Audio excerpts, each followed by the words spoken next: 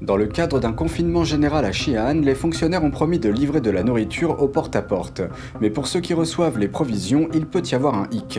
Les citoyens doivent remercier le Parti communiste, parfois en étant filmés, avant que la nourriture ne leur soit remise. En dehors de Chine, la Lituanie se défend face à Pékin. Elle appelle les autres nations européennes à s'opposer à l'agression chinoise. Bienvenue dans Regard sur la Chine, je suis Vladian Huitens.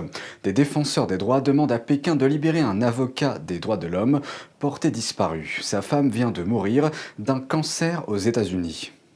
La femme d'un avocat chinois disparu est décédée d'un cancer dans le Maryland, laissant derrière elle 2 enfants, tous 2 âgés d'une vingtaine d'années. The 2 children have been crying since the morning their mother died. I really don't know how they can take such pain. Chen est un dissident chinois et un ami de la famille. Avec des groupes de défense des droits, il demande instamment à Pékin de libérer le père, Guo Feixiong, afin qu'il puisse venir aux États-Unis pour s'occuper de la famille. Mais personne ne sait où se trouve le père. C'est un célèbre avocat des droits de l'homme en Chine. Des rapports disent qu'il a disparu il y a 1 mois. C'est après qu'il a envoyé un message à un ami disant qu'il avait été à nouveau enlevé par les autorités. En janvier dernier, Guo avait tenté de se rendre aux États-Unis pour voir sa femme malade, mais les autorités douanières chinoises l'en avaient empêché, affirmant qu'il pouvait mettre en danger la sécurité nationale. Guo a activement promu les mouvements démocratiques en Chine. Il a également représenté des citoyens victimes de la répression du régime chinois. Il a passé plus de 10 ans en prison pour son travail d'activiste. Guo n'a pas vu sa famille depuis 15 ans. Sa femme s'est enfuie en Thaïlande avec leurs 2 enfants en 2009. Ils sont ensuite venus aux États-Unis et ont obtenu l'asile. Sa femme, Jiang Qing, a découvert l'année dernière qu'elle était atteinte d'un cancer en phase terminale. Her cancer was getting worse, and the tumor on her intestines was growing larger. La femme de Guo a écrit une lettre ouverte à son mari il y a 2 mois. Elle y écrivait « Bien que j'ai traversé tant d'épreuves pendant toutes ces années, je ne peux plus supporter une telle douleur et une telle souffrance. Bien que je n'ai aucun espoir de survie, je veux quand même te voir une dernière fois. » Yang Zili, un habitant du Maryland qui est également un ami de la famille, estime que le fait de ne pas permettre à Guo de faire un dernier adieu est une forme de répression de la part de Pékin. The Chinese regime has all kinds of ways of repressing dissidents who are unhappy with its rule. Not allowing them to leave China is one of them. Et Guo n'est pas le seul. Une autre avocate chinoise des droits de l'homme, la fille de Tang Jieqian, est gravement malade au Japon. Tang a essayé de s'y rendre l'année dernière pour voir sa fille, mais on lui a dit qu'il n'était pas autorisé à quitter la Chine. Les autorités ont dit à Tang que lui permettre de partir pourrait mettre en danger la sécurité nationale de la Chine. Et maintenant, Tang fait aussi partie des disparus. Il a disparu depuis presque 1 mois et ses amis et sa famille soupçonnent les autorités chinoises de l'avoir enlevé. Un seul repas par jour, il n'ose pas se doucher de peur de manquer d'eau et nulle part où trouver de la nourriture. Le pire étant que personne ne sait quand tout cela va se terminer. Telle est la réalité quotidienne de la vie à Xi'an, sous le coup des confinements prolongés dans la ville. Xi'an est sous confinement depuis presque 20 jours. Un air de désespoir se fait sentir dans la ville.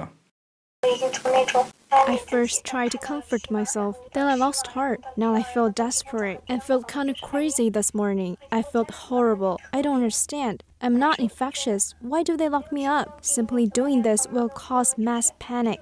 Une habitante de Xi'an a déclaré à The Epoch Times que les responsables de la lutte contre la pandémie ont soudainement reçu l'ordre de confiner près de 200 communautés le week-end dernier, y compris la sienne. Ils ont immédiatement placé des scellés à l'entrée de chaque foyer.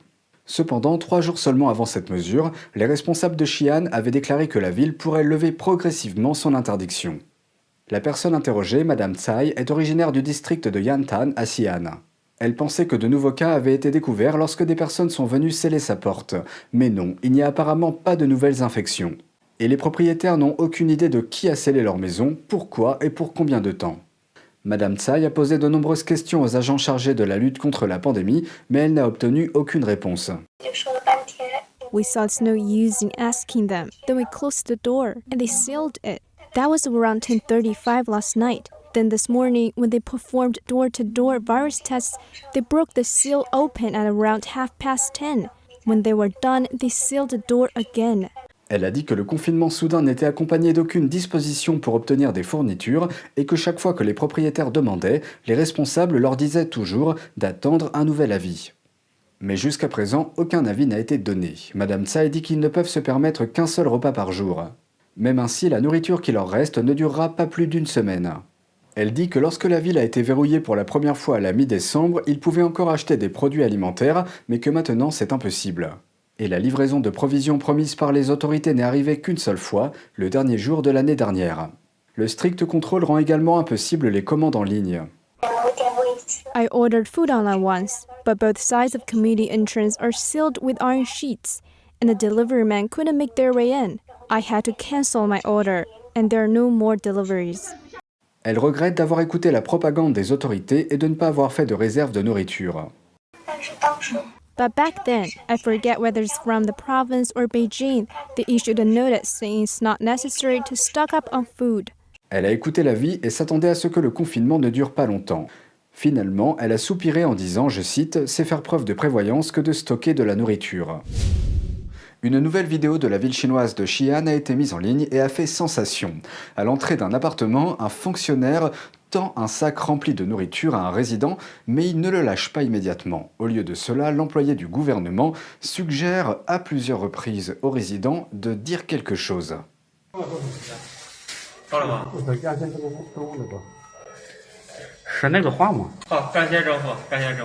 Ce n'est qu'après avoir prononcé une phrase remerciant le gouvernement que l'employé libère le sac.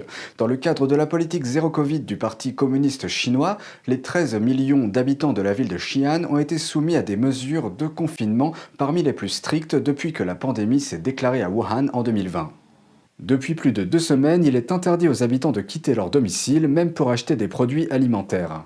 Pour compenser, les autorités ont promis des livraisons régulières de nourriture au porte-à-porte. Mais les plaintes en ligne les décrivent comme peu fréquentes et mal fournies. Les habitants ont publié sur les réseaux sociaux des vidéos montrant les difficultés actuelles liées à l'ordre de rester à la maison. Mais les autorités tentent de changer l'image de ce moral largement négatif. D'une part, elles suppriment les messages se plaignant du manque de nourriture. D'autre part, elles mettent en avant l'idée que les habitants sont reconnaissants pour les livraisons de nourriture financées par l'État. Mais la vidéo du sac de riz, parmi d'autres, a suscité l'indignation du public. De nombreux utilisateurs de réseaux sociaux ont exprimé des critiques. Un utilisateur en particulier a condamné l'effort apparent de propagande, écrivant « Remercierez-vous toujours le gouvernement alors que vous mourrez de faim ?» Le ministre des Affaires étrangères de Lituanie appelle l'Union européenne à tenir tête à la Chine communiste. Une réunion entre les ministres des Affaires étrangères des pays de l'Union européenne en France a été planifiée. En vue de cette réunion, le ministre lituanien des Affaires étrangères, M. Landsbergis, a déclaré au Financial Times qu'il informerait ses homologues des autres pays de l'UE du harcèlement de la Lituanie par Pékin. Il a fait référence à l'avertissement lancé par Pékin aux entreprises européennes de ne pas utiliser de composants fabriqués en Lituanie. Il a déclaré « C'est un test pour l'ordre commercial international fondé sur des règles. L'Europe doit se lever, la Lituanie n'a rien fait de mal. » La Lituanie est devenue la cible de Pékin après avoir autorisé Taïwan à ouvrir un bureau de représentation dans son pays. La démarche en elle-même était assez standard puisque Taïwan a déjà installé des bureaux de représentation dans certains autres pays européens comme des ambassades de facto mais sans être nommées comme telles. La Lituanie a toutefois franchi une étape supplémentaire en autorisant ce bureau de représentation à utiliser le nom de Taïwan. Pendant ce temps, les autres pays utilisent tous le nom de la capitale de Taïwan, Taipei. Ils le font pour s'aligner sur la politique de Pékin qui ne suggère aucune souveraineté pour l'île autonome. Pékin a répondu en dégradant ses relations diplomatiques avec la Lituanie et en bloquant les marchandises en provenance de ce pays. Les tensions ont atteint leur paroxysme le mois dernier lorsque des diplomates lituaniens ont soudainement quitté Pékin, invoquant des problèmes de sécurité. Dans le même temps, Taïwan offre son soutien en achetant des produits fabriqués en Lituanie que la Chine a interdits et en mettant en place un programme de coopération d'1 milliard de dollars avec le pays balte. C'est tout pour aujourd'hui, merci d'avoir suivi Regard sur la Chine. On se retrouve demain pour une nouvelle émission. Prenez soin de vous et à bientôt.